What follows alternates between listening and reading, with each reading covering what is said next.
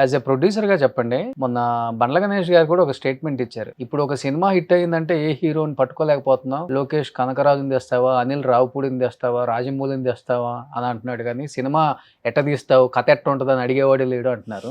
దానికి మీరు ఎస్ చెప్తారా, నో చెప్తారా? ఇట్లా నేను ఒకళ్ళు వాళ్ళేదో అన్నారు అని చెప్పి నేను ఎవరితో గురించి ఏం మాట్లాడండి. నా దగ్గర కథ ఉంటే నేను ఎవరి దగ్గర వెళ్ళి సినిమా దిగా. ఓకే, సో మీకు ఆ వామ్ వెల్కమ్ ఉంటుంది రెడ్ కార్పెట్ ఆల్వేస్? అట్లేం లేదు, మనం వెళ్ళి కథతో తీసుకెళ్లి వెల్కమ్ చేయడం తప్పితే వాళ్ళు త్రో చేస్తేనే కదా తెలుస్తుంది మన దగ్గర ఏముంది. డెఫినెట్ గా కథతోనే ఏదైనా పాసిబుల్, అంతేగాని కాంబినేషన్స్ తో కాదు. బట్ ఇండస్ట్రీలో ఎనీ హీరో బుజ్జి గారు కాల్ పిక్ చేసి చెప్పండి బుజ్జి గారు కథ ఉందా ఒకసారి వింటాను అనే హీరోస్ అందరూ ఉన్నారా? 100% ఇప్పుడు దాకా నో అన్న హీరో లేరు మన దగ్గర. నిజంగా ఆ హీరో కథ ఉండాలి కానీ ఓకే ఇప్పటి వరకు నో అన్న హీరో లేడు. అంటే కథ ఉండాలి, ఓకే సార్, కథ అక్కడికి వెళ్తేనే కదా అది ఎస్ఆర్ నో చెప్పగలిగేది. అక్కడ దాకా ఫస్ట్ అసలు తీయటానికి మన మైండ్ లో ఇది బాగుంటది అని అనిపిస్తే ఆటోమేటిక్ గా వింటాడు హీరో. ఏ హీరో కూడా నేను విన్నాను చెప్పి విన్న తర్వాత అది చేయటం చేయకపోవడం తన ఇష్టం. కానీ మనం తీసుకెళ్ళాలి కదా ఫస్ట్. అవునవునవును, మనం వినాలి కదా ఫస్ట్. మనం వెళ్ళి మనం ఈ సినిమా చేస్తే ఇది వర్కౌట్ అవుద్ది, లేకపోతే మనకి జడ్జిమెంట్ పోతుంది, లేకపోతే మనం వినలేకపోతున్నాం. మనం విని కనీసం సురేష్ బాబు లాంటి వాడుకో లేకపోతే వినాయక్ లాంటి వాడుకో వినిపించి ఒక సజెషన్ తీసుకొని